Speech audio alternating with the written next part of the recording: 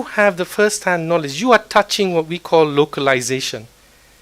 Everybody's screaming about localization, but unless they talk to you via what you're experiencing in peace building, we have not an idea of what localization is. You must bring that on the table. Now, the other one in that networking, now I'll go to partnership. So the partnerships, like I've said, is you, right, first. But what are we doing? The other one I picked out of here is prevention. Prevention is the hardest, but the most cost-effective way of building peace. And we know that. It's hard. Why? As you network, and I was very happy to hear the ACC and the local police saying they are looking for dialogue. That's what I've heard. I don't know if you've heard the same thing. They just don't know how and where to dialogue with you. You have to find your way to that dialogue. That is part of your networking together, and your dialogue with the peace table. The thing about prevention, it boils down in the end to a single word. That's trust and trust building. Don't get that word wrong. Trust is something that takes a long time and a heck of a lot of work to build. Trust can be torn down in a minute. For us in prevention, it is not something you develop today and it's there. It's something you have to work on all the time. You have to rebuild that bridge of trust many, many times and never get tired of doing it. You have to have trust between yourselves. You have to have the trust of the donors. I'll talk to that later. But you have to have trust with the security. It's peace building and security. The security establishment. And that is a trust that you build. And some of you have experienced, I think Naomi spoke about it very nicely, and it can get destroyed. And then there's lots of rumors around it. I have always looked at it this way, that especially when you look at police, army, and if you want the security apparatus, the DCs and everything in anywhere, not just in Kenya, but I'm speaking about Kenya, 99.9% of the time they are human beings, just like us. They have serious issues and problems, just like us. They have lack of knowledge, just like us. And sometimes they are forced to carry out orders. It's not their will. I don't know if you understand what I'm saying. At times, what they're told to do is an order. It is not their will. So to go back, keep on building that trust. Using the avenues that Jackie talked about, using the elders in your community, older women in your community. Look for the places where you can get this. And one of the best things is to learn from each other and yourselves.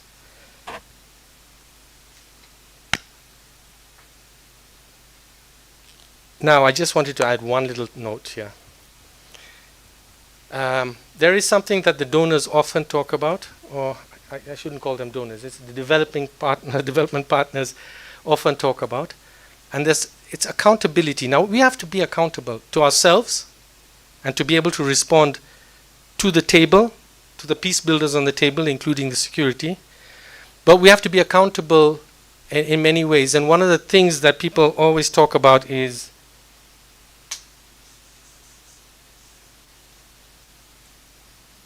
you know what that is? Basically monitoring and evaluation.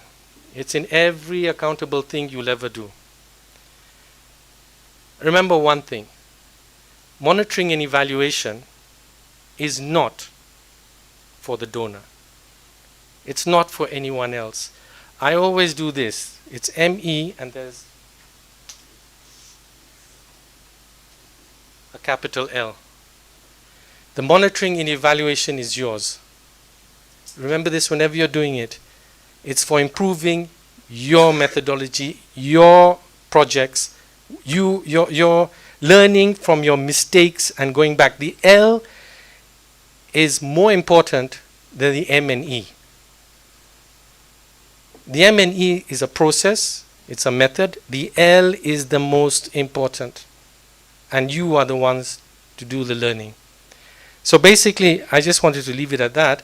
And what I would like, well, you can ask questions, but maybe it would be good if we take some of these ideas and we talk to each other about how we can do some of these. Partner, participation, and prevention, especially prevention action, which is very hard. Thank you. Thank you very much, Alvito. One key thing that has come out is learning from each other and building on trust. I think that is a take home for me. Let me invite Shirley.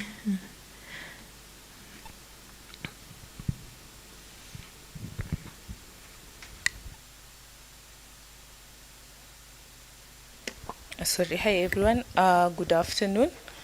When Florence was introducing me, she said I was from Life and Peace Institute. But no, I'm from Horn of Africa Youth Region.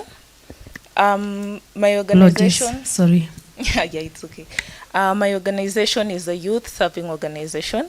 It is a regional network of youth serving organization. It draws its membership from regions in the from the Horn of Africa region and some parts of the East African region, from specifically Ethiopia, South Sudan, Somali, Somaliland, and whatnot. One of the objectives of my organization is to ensure youth-led development. When Kenya signed the United Nations Security Council Resolution 2250, it mandated us, or rather, we are required to comply by the regulations that the resolution set stone. And one of them is to ensure youth-led development. But then we cannot advocate for youth-led development when on the ground the youth are not given spaces, the youth are not given a chance to take part in important decision-making processes, right? The issue, the Article 55 of the 2010 Constitution, it mandates the government to cater to the issue of education and youth employment. That has become youth employment has become one of the key reasons why we see youth are taking to the streets. Youth are engaging in violent extremism. The case in the coastal region, the youth there tend to revert to radicalism by the Al-Shabaab because they feel marginalized. They feel that like the government does not cater to their needs, right? But then in order to combat such issues, the government needs to build up initiative or start initiatives that are going to respond to these challenges. The youth, peace and security agenda, for me, I feel like it's a personal goal, right? Because I'm a youth, I'm a female, I need to be heard, I need to be felt, right? That's what we want.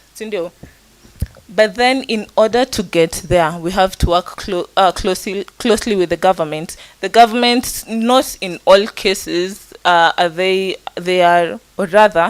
government is not the enemy in many cases, right? Because Mr. Simi, you mentioned many initiatives that the government started in order to respond to the youth, peace and security agenda. That's a plus for us, right? So we have to work hand in hand with the government in order to reach our goal of coming up with a national action plan. But then there's this issue of awareness. not only among us youth, but also among key stakeholders, or rather authority figures. Because there's this one time we were in a conference, I'd say. Then I asked a question: where are we in the formulation of a national action plan on youth peace and security? You know what I was told? Wait, tomorrow the PS for youth will come and answer your question. No one answered my question, and that is very sad. That's why that was in Nyeri, Meru. Yes. It was a rep from the PS for youth.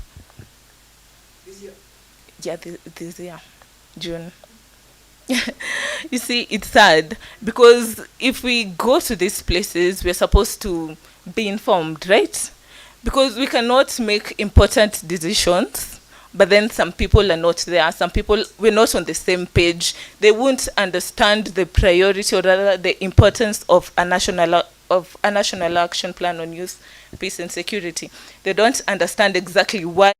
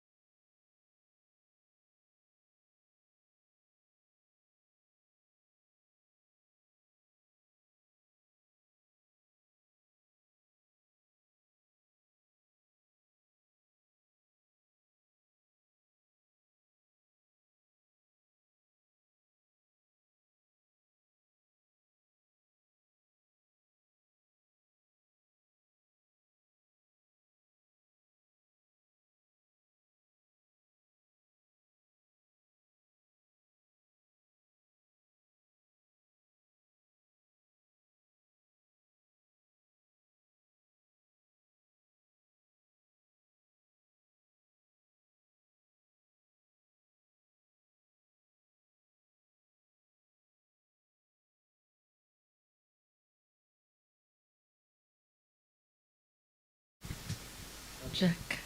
Naogopa simba.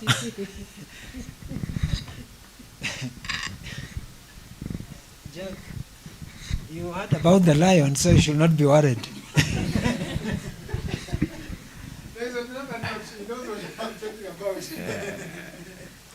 Okay, first of all, thank you so much to the panelists for sharing your own experience on the matters peace and security.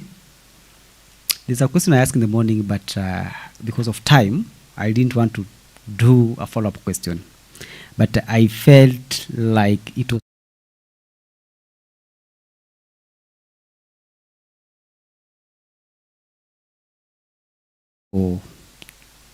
pinpointing the essence of participation beyond inclusion.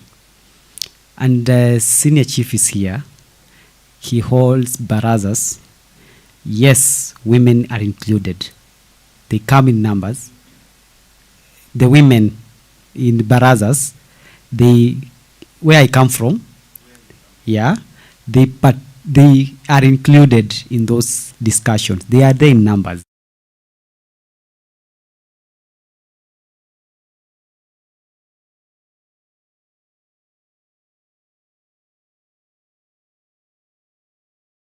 Doesn't mean that you have participated. And that's why you find their issues are not really addressed. They are not able to articulate or share the information they have in that kind of baraza. They will not share until they are like, yeah, they are told to sikia kwa mama. You get? So it's like somebody's pushing to sikia kwa mama hata pia aseme jambo. But they have a lot. That's why I asked, if you take them to meetings, says like a workshop kind of, or a short meeting where chief does not come with the crownie, chief is not a chief, is a participant, these women will participate. They will share. But when to come to baraza, they will be included. And that's why I was asking, how best do we then make women participate beyond inclusion in chief barazas, which is the basic level of participation for us in matters peace and security. Thank you. It's not an answer, but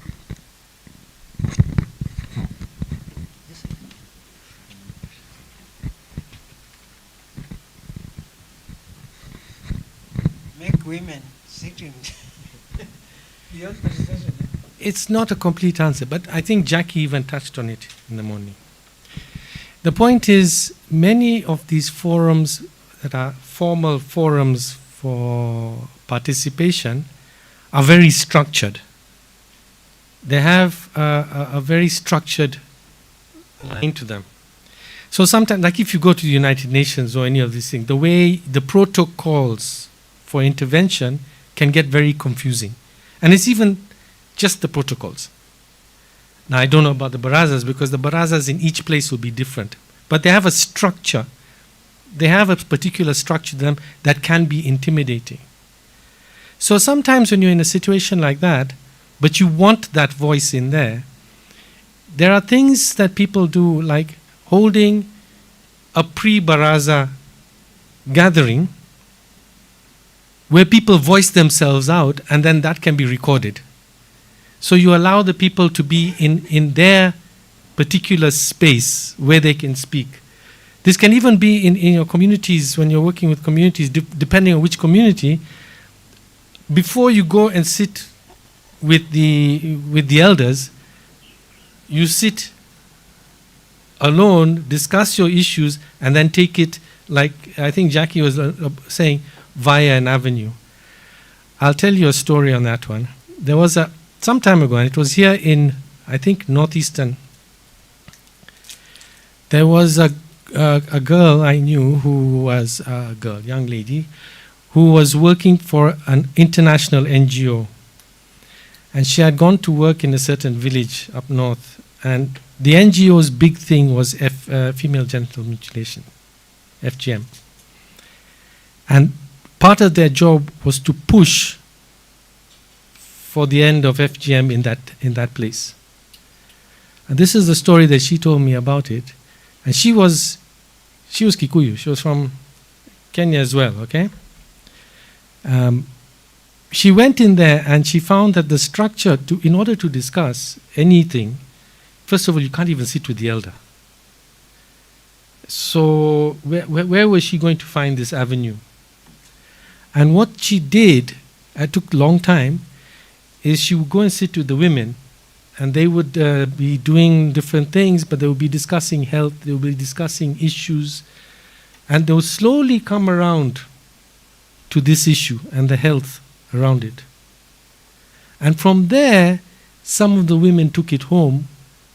And also, okay, sorry, I have to add one thing. Also, she was doing a lot of help for their health and for the village and things like that. So the trust arrived, and this is the important word, that they trusted her.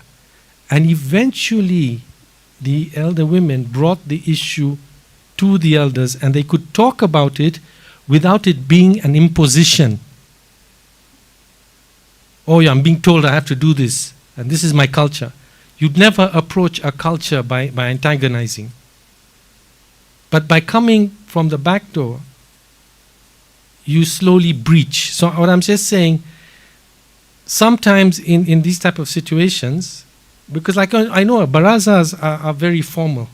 And there's many people, and it's a very formal thing, and everyone's there. The way might be to hold pre-baraza meetings with those people to speak their mind, and then find an avenue into it. Does it making sense?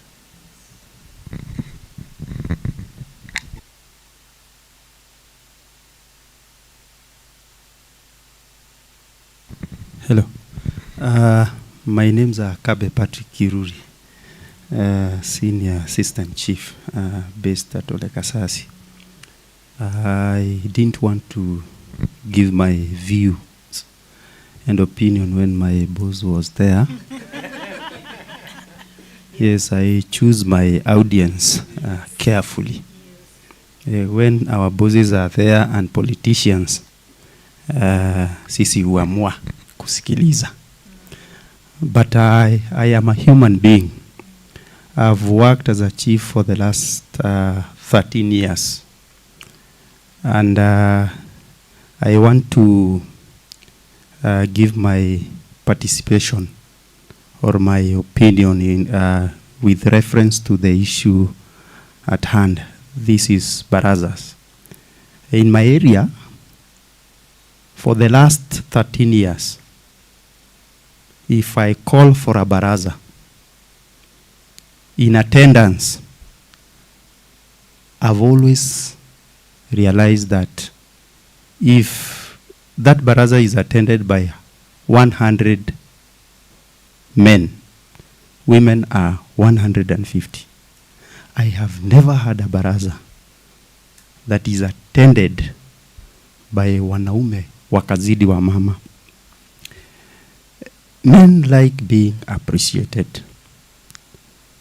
And you see, our work is to implement government policy programs. And of course, not only government policy, even an NGO policy, with or without facilitation, with or without resources.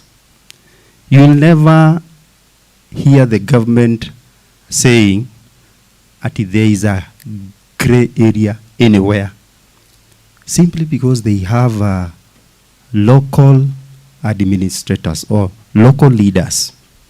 I want to sympathize with this young lady. I will call her young lady, because we went to school at our local school, Olosrikon. You see, when we share intelligence report, we must always remember this. Polisi wanakuwa transferred. Chief hakui transferred.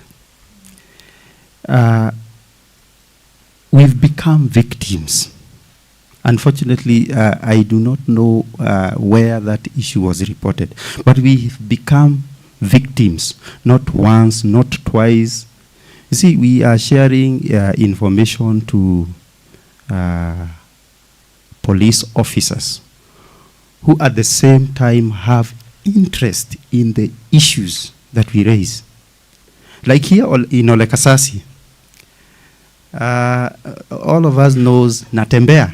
Natembea was an RC for more than 5 years. He was living in Olekasasi.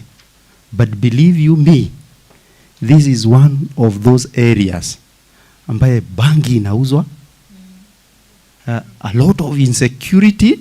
And you see, we host, kama nikikuja, I saw Tindi Mwala, an MP, walking along this road. Natembea lives next to African Nazarene University. Former RC, Warfa, lives along the same road. But you see, what have they done? I think the answer lies within the community itself. Those youth that are blackmailed, I think it's a high time. I normally risk in my baraza, I will call the youth. If you want to share anything to do with issue ya bangi, changa, don't do it to the police. Share it with me. Because before they become victim, I am one of them. One of the policy, ati serikali ikipata mtu amekufa kwa sababu amekunywa changa, na labda huyo mtu amegonjeka, sasa akaenda kachanga ndio kame accelerate. The first thing the government will do is to fire the chief. Why should be the chief become a victim? Yes. Yeah. So I think we also need to choose whom we share this intelligence report, especially security intelligence report. However, young lady, we have 2 or 3 police officers that I think mimi nimefanya kazi and I can choose. Mimi si youth, lakini napenda kufanya kazi na askari wadogo, sababu hawa wengine wako na ujuaji. An officer ambaye ametoka APTC akikuja anakujanga akiwa very innocent, and they would also want even to work under my instructions, lakini an officer who knows that siku za Moi ziliisha, chief ako chini, will never help us in the issues of security. But sasa wanafika mahali wana graduate, anasema, anaambiwa wewe unafanya kazi na chief, utakula nini? Kwa sababu sasa unajua, before I am fired ni lazima ni take my initiative just to ensure that every activity of the government is running well. I also heard some of us saying that this issue of tradition, wacha tu niongea kidogo. This issue of tradition is somehow misleading us, whereby when men hear issues to do with Beijing Declaration, sasa mwanaume anakuwa mkali sana. But I just want to say it straight to Ken, who is a man like me. Traditions is only good when it bears fruit. But it becomes a barren tradition when it starts imprisoning the very soul that gave birth to it. That tradition exists because ladies do exist. So the issue of thinking that we are superior to women does not make any sense to me. Kama kwa baraza yangu wanaume ni 3, wamama ni 10.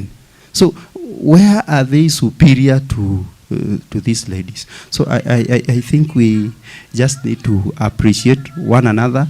If I have weakness, you should just know that is a unique weakness. That's a unique weakness. That's not a weakness like any other.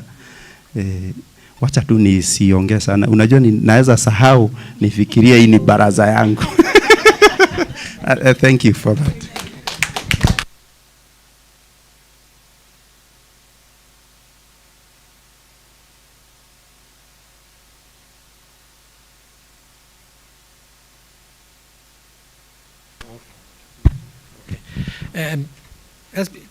To hear that from your assistant chief, it means a lot.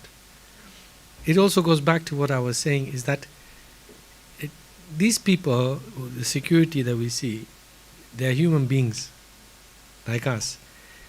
There must be an avenue for negotiation, and there has to be an avenue for building trust. One thing I didn't say there, and Ken, you can correct me if I'm wrong. When you're building the action plan, one of the things that I think, and I don't know if it's already in the mind to do that, because one of the things that the youth have, especially youth at the level of CBO, at the level of the chief level, especially the localized youth, is their intelligence giving, and like what you said, the building of the trust as to where and who to give your intelligence to, who can you trust, is very important. And one thing that could be picked up in this national plan is the idea of early warning.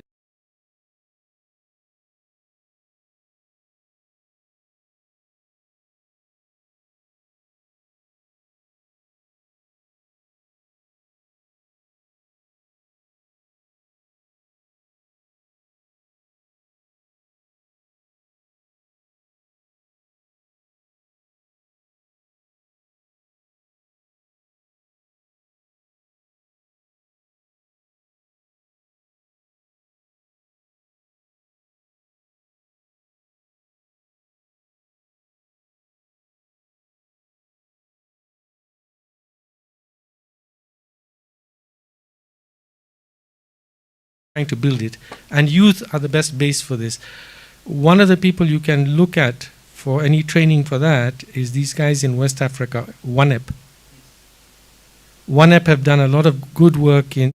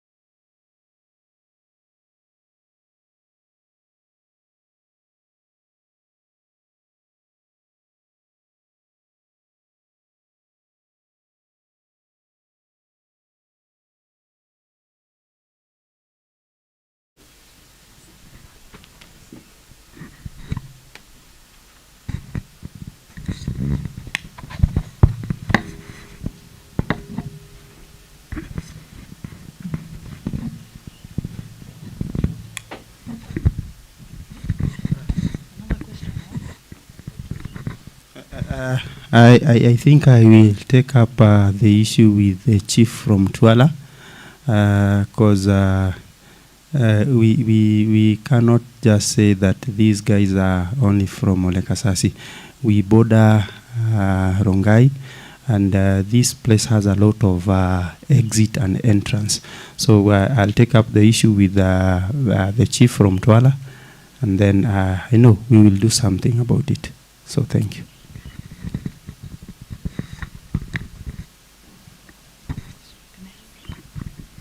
Okay, mine is on partnership. I have worked with the members of County Assembly, the young MCAs 35 and below. And you see, in politics, they say, or rather they are always told, that the three most important things you need to have is money, a godfather or a godmother, and goons. Yeah? And we all know the roles of goons. Yeah? I feel like these young MCAs, especially the ladies, I feel like they really, really need you guys, Ken. Especially these capacity building programs for peace and security. Because they cannot survive without goons. They cannot. And they're the same people who hire young people to be goons. So how do you tell a young MCA to promote peace and security, and at the same time, they need these goons to create chaos? So I feel like we seriously need to partner on this, because it is a very, very big issue. Ken, it is a big issue, and I feel like it's going to be a really important program for them. Yeah. To add on the same, last week Rongai, a women representative from Kajiado County was doing a donation, and I suppose that the MCA Ongata Rongai was to preside over the same, but the former MCA decided to take over. So when the MCA, the current MCA came, he came with his goons. Na yule MCA bado alikuwa na goons wake. So the police had to to disperse them, and you can imagine the kind of the chaos erupted from the same. So I also support her that they need a lot of yes, they need a lot of training. Thank you. Training things that, this goonism.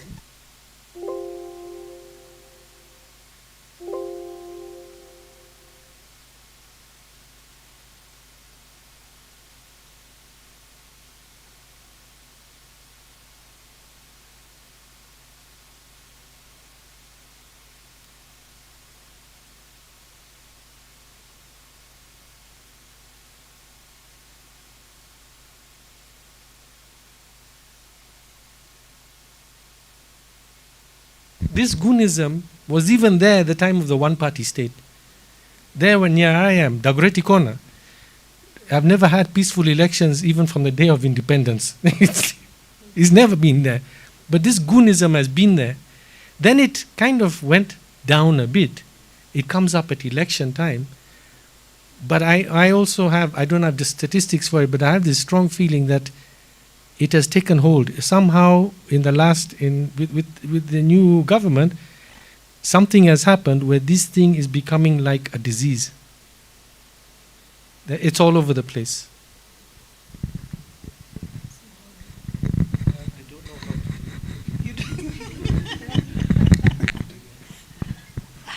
Thank you very much for the insights. And Ken has been noting a few things. I think he will do a follow up on some.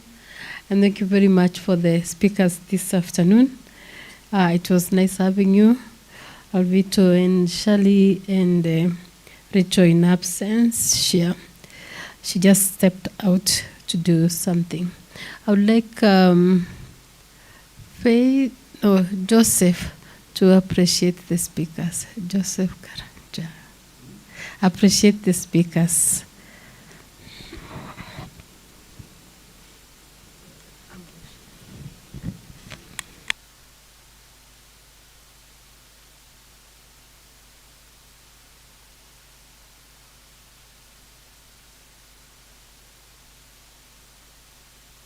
Good afternoon. As you have heard, my name is Joseph Peter Karanja, and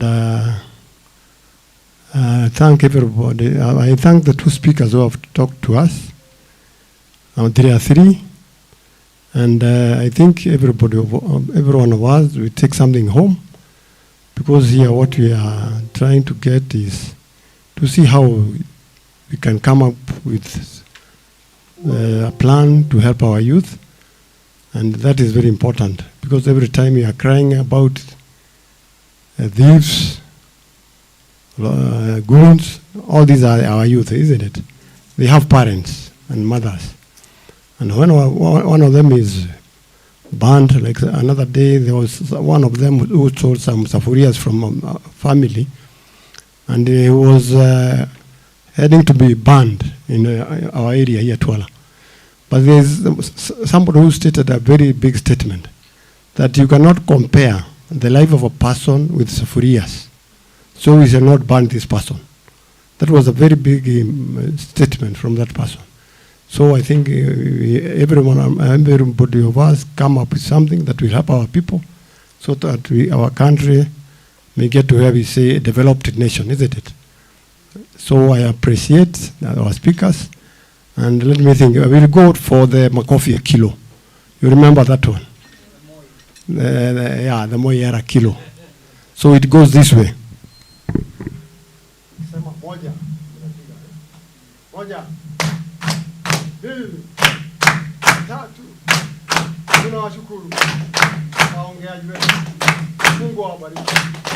Wapate nguvu. Waendelee. Mungu. Asante sana Joseph. Thank you very much.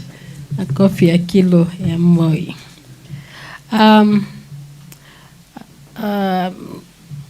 want to bring in Kennedy so that we don't have one item that we skipped for today. And I'm giving him only 10 minutes to give us guidelines on developing action plan on youth, peace and security. Kennedy, welcome. 10 minutes.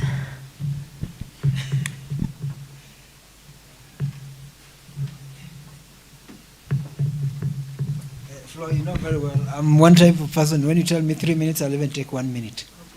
Now you say 10 minutes, I'll take 5 minutes. And mark my words. One, let me thank those comments that have come, especially the goons and what have you. Of course, it's also a discussion in progress. The issue of these MCA women and what have you, we shall see how we can have a program for them. We can get some support from some organization to bring them to Maasai Lodge, and they just air how they, you know, how they get these goons, how they gave the goons and why do they give the goons, and what informs them that the people outside there are bad. Because at the end of the day, when you have the perception that, you know, everything is just bad, actually it's going to be bad. It's in the mind. But if you focus and you say you want to do what is good, you can change. You know, some people say, no, from independence, it has never worked. What makes you think that you cannot change it? So to me, that is one of the things that I believe in. So back on what I want to share to you is on the guidelines on youth, peace and security, developing action plan. Luckily, the person standing in front of you is the person who developed guidelines for the African Union.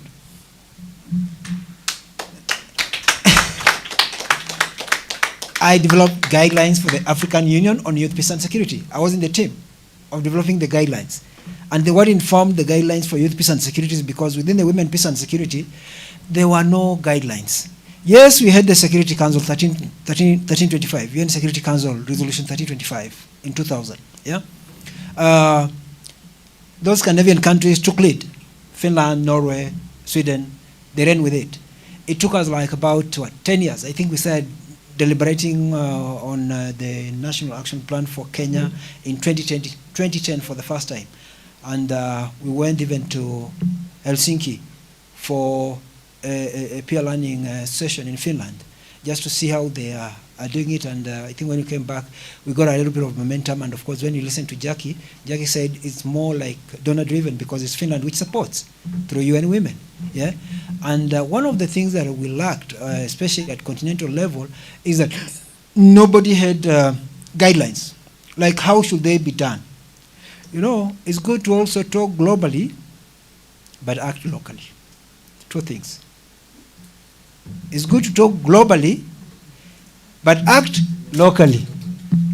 Because now, when you go to, let's say we go to Olekasasi today, to your office, and we call these people in Baraza and we say, now we are here talking about UN Security Council Resolution 2250 on youth, peace and security. And we have a follow-up resolution on, it's called UN Security Council Resolution what? 2419.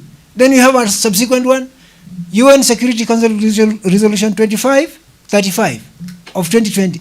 Now,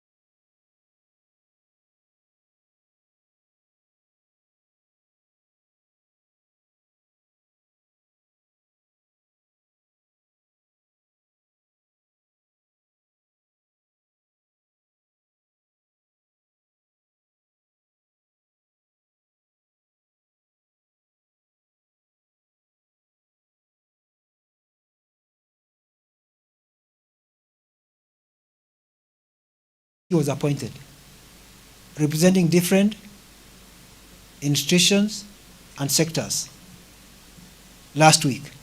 But it's out of that meeting that we had last month that you also inform. Yeah, we just don't talk here. Some of us, we take a lot of notes when you see us seated here. Then you're like, this is what people say. Yeah? So what I'm more interested in is this localization of the youth peace and security agenda. Chief, localize it? How do we localize it? How can we do something at that local level? It's not about national. And that is why we messed up with the women, peace and security, because we started at national level, and when we started at national level, it was very difficult even for the counties to agree that this is our document. In fact, we will go to counties and say, no, you people, this is a national document. So, first action plan, the counties could not be so much involved. So at least second national action plan that is ending next year, end of December, counties are coming in Now they're even at least competing to be involved. But we don't want to make the same blunder on the action plan for women, peace and security to the same regard to the youth, peace and security. We want it to be driven by the local people. Let it be county driven, so that the national is basically coordination. And when we get it right, Bwana Chief, we want even Kajiado to be one of the pilot areas. Not because I have some interest here, but it's just because you know where you live. Make it better. Now your office, if you might not know, I am the one who created it. If you don't know. Your office at Ole Kasasi. And you are with Saitoti, and I told Saitoti, you know, wait, this area has grown. You are the Minister for Internal Security. Create an office for Assistant Chief in Ole Kasa. Na pesa ikawekwa ikajengwa from CDF. So, you might not have known me, but this is something we did 15 years ago. Yeah. So, some of these things you might think that is, we are just talking here. Yes, we can look like we are talking here and we are jokers, but I mean business at times. So, let's see how we can always ensure that whatever you are, make a difference. Probably it's out of the difference I make that people look for me. I'm telling you. But if you want to be the goon, the best I can do is just to push you out of my network. And when I discover that you're the person who is even organizing goons, how do I want to associate with you? And intelligence is on my radar. I'm tracked by almost 15 countries on what I talk, which I know. So, why would I want to speak to somebody who is a goon? And then somebody, Malema in South Africa, we were close like this. Julius, Malema, for those who know Malema. We were close like this with Malema. I go in South Africa, I sleep at Malema's house.